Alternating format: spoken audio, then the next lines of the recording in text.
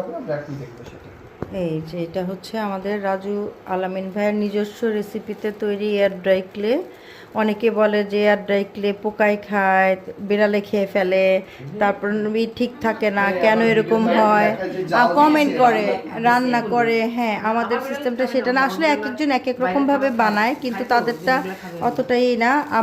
আমাদের রাজু ভাইয়ার যেটা, এটা দীর্ঘদিন ঠিক থাকে, এবং এটার মধ্যে এমন, এই রেসিপিটা এমন যে এটা অনেকটা সিরামিক লুক দেয় আমাদের এয়ার ড্রাই ক্লেটা, একদম কটকটে শক্ত সুন্দর শাইনি হয়, ঘষে ধোয়া যাবে। হ্যাঁ, এবং আমার এরকম অসংখ্য ভিডিও এই পেজে দেওয়া আছে, বিভিন্ন সোশ্যাল মিডিয়াতে আমি দিয়েছি ভিডিওগুলো, যে আমি কিভাবে সাবান দিয়ে ধুই, একদম ডিটারজেন্ট, লিকুইড যে ডিটারজেন্টটা, ওটা দিয়ে আমি কিভাবে পরিষ্কার করি, ব্রাশ দিয়ে ঘষে ঘষে, এটা আমি করি। তো এই ভাইয়ার রেসিপিতে করা এয়ার ড্রাই ক্লে, এটা দিয়েই মূলত আমরা আজকে ক্লাসের কাজ করব, এটা দিয়েই আমরা জুয়েলারি করব, এটা দিয়েই আমরা শোপিস করব।